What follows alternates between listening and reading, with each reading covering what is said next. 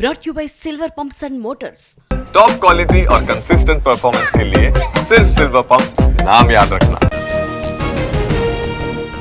ఆదివారం చంద్రబాబుతో సినీ పెద్దల భేటీ, ఉండవల్లి నివాసంలో మీటింగ్, ఇండస్ట్రీ సహా సమస్యలు, పలు అంశాలపై చర్చ. ప్రజలు ప్రజాస్వామ్యం గెలిచి నేటికి ఏడాదవుతోంది. అన్ని ప్రాంతాలని అభివృద్ధి బాట పట్టిస్తున్నాం, చేయాల్సింది ఎంతో ఉందన్న లోకేష్. ఏపీ హైకోర్టుని ఆశ్రయించిన పేర్ని నాని, నకిలీ ఇళ్ల పట్టాల వ్యవహారంలో పిటిషన్, అరెస్ట్ చేయకుండా ఆదేశాలు ఇవ్వాలంటూ వినతి. ఏపీలో తల్లికి వందనం పథకానికి శ్రీకారం, ఇవాళ నిధులు విడుదల చేయనున్న సర్కార్. 67 లక్షల మంది విద్యార్థులకు వర్తింపు. కూటమి ప్రభుత్వం ఏడాది వేడుకలు, సుపరిపాలన పేరుతో సంబరాలు, పోరంకి మురళి రిసార్ట్స్ లో ఏర్పాట్లు.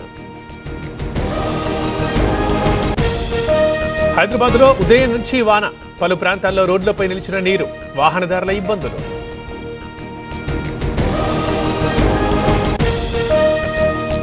కర్నూలు జిల్లాలో భారీ వర్షం, పొంగి పొర్లుతున్న వాగులు వంకలు, పలు గ్రామాలకు నిలిచిన రాకపోకలు.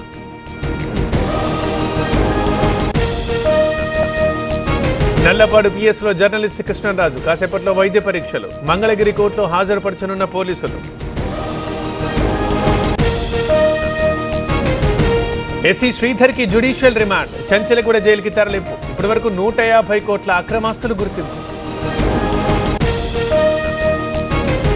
తెలుగు రాష్ట్రాల్లో స్కూల్ బస్సులపై ఆర్టీఏ దాడులు, జనగాం జిల్లాలో అధికారుల స్పెషల్ డ్రైవ్, 3 స్కూల్ బస్సులు సీజ్.